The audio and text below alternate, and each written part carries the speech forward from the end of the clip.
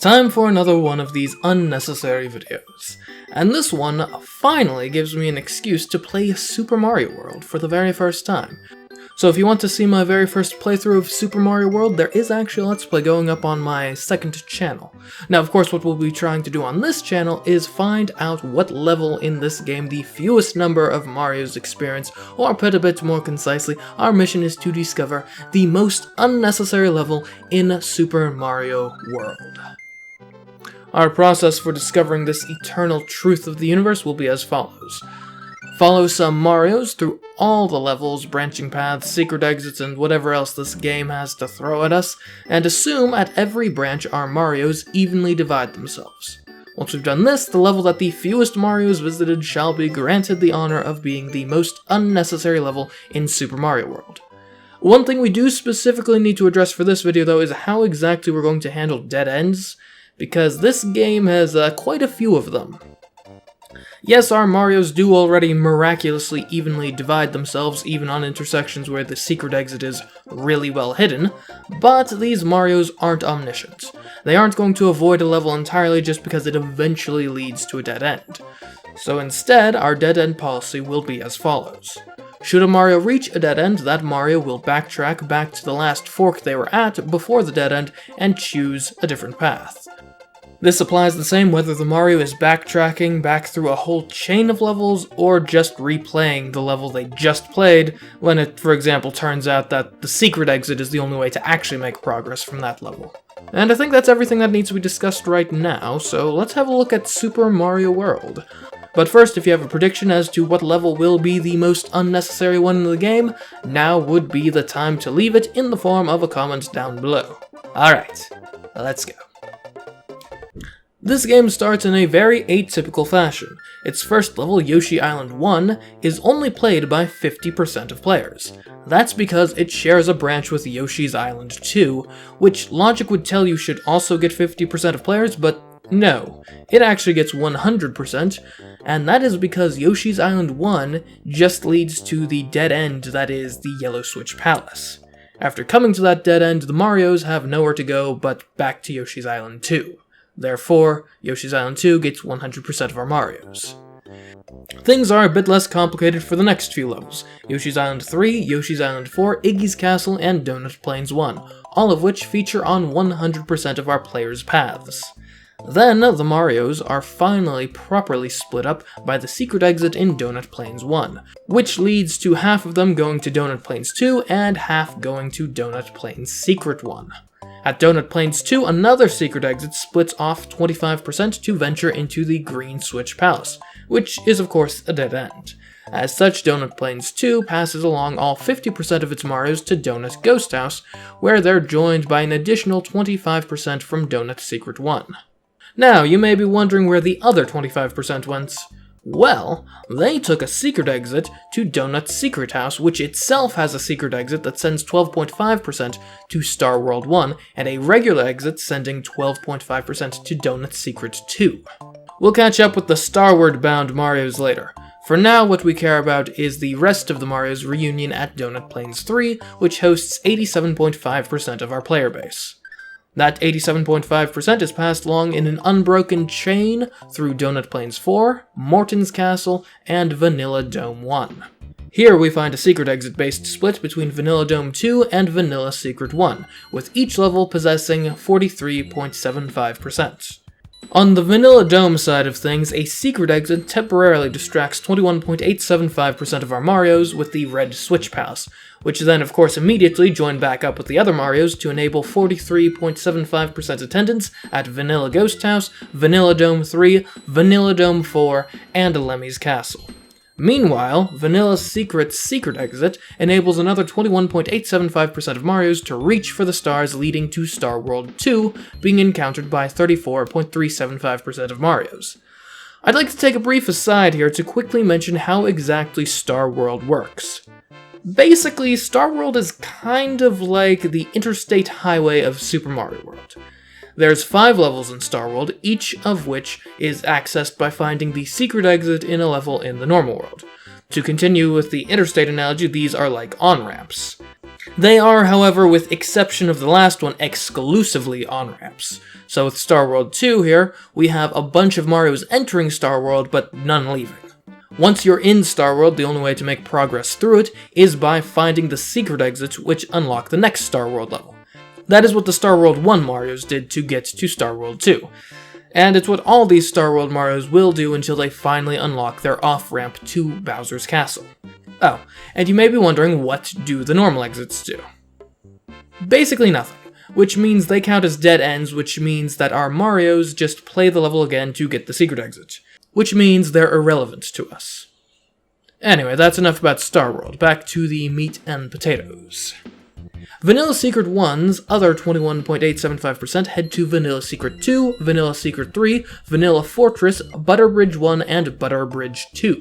Meanwhile, the 43.75% we left at Lemmy's Castle make their way to Cheese Bridge area, then get split up by a secret exit, with 21.875% going to Soda Lake, and then from there, Star World 3, which when combined with our Star World natives, leaves us with 56.25% of our Marios in Star World 3.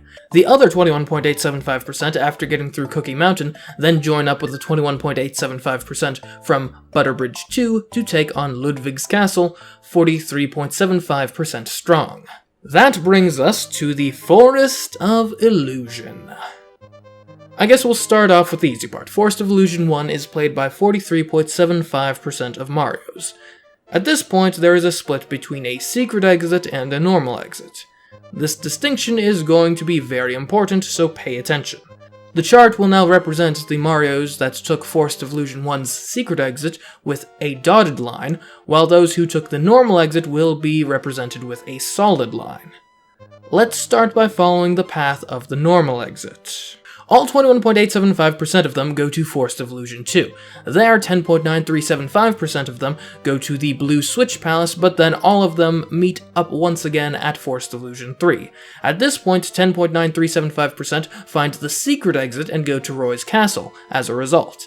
The other 10.9375% go to Forest Ghost House, which does technically have a secret exit, but it just goes to Forest of Illusion 1, which I'm pretty sure you're guaranteed to have already unlocked if you're in the Forest Ghost House. So for our intents and purposes, it's counting as a dead end, and instead all 10.9375% take the normal exit to get to Forest of Illusion 4. At this point, there's a normal exit that leads to Forest of Illusion 2, which again, since we've already unlocked and beaten, we are counting as a dead end, therefore all 10.9375% of these Mario dudes end up at the forest secret area.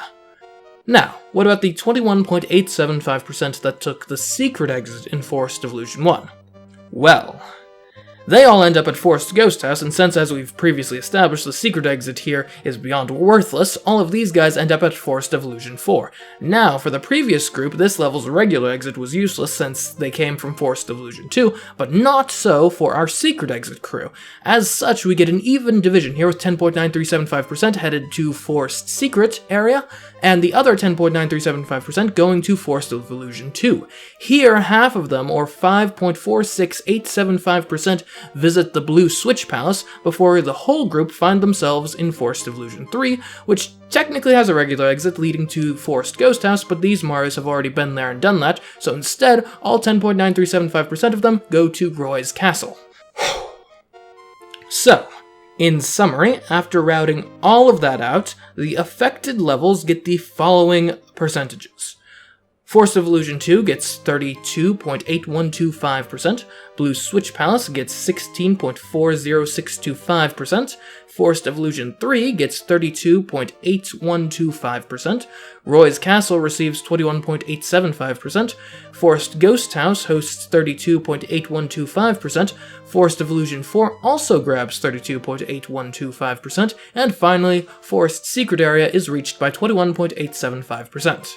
That 21.875% then make their way to Forest Fortress, and from there end up at Star World 4, which in total receives 78.125% of our Marios.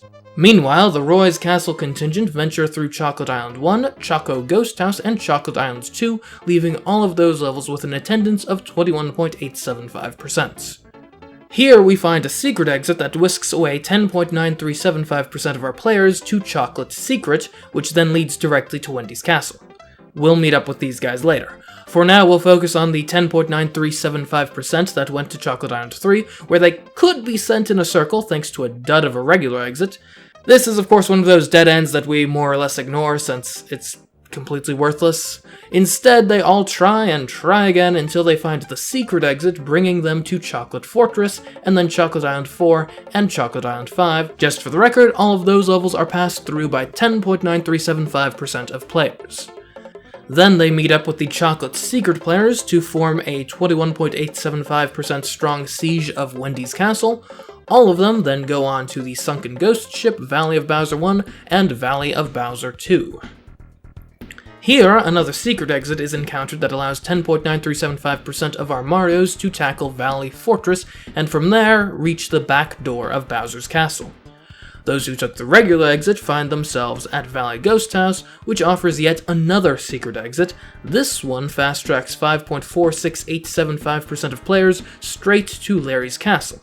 The 5.46875% stuck going the normal way end up at Valley of Bowser 3, which in turn leads to Valley of Bowser 4, which also sees 5.46875% of players. Next up is Larry's Castle, which after a few Marios branch off at a secret exit for the Star World is left with 8.203125% of Marios accounted for within its walls.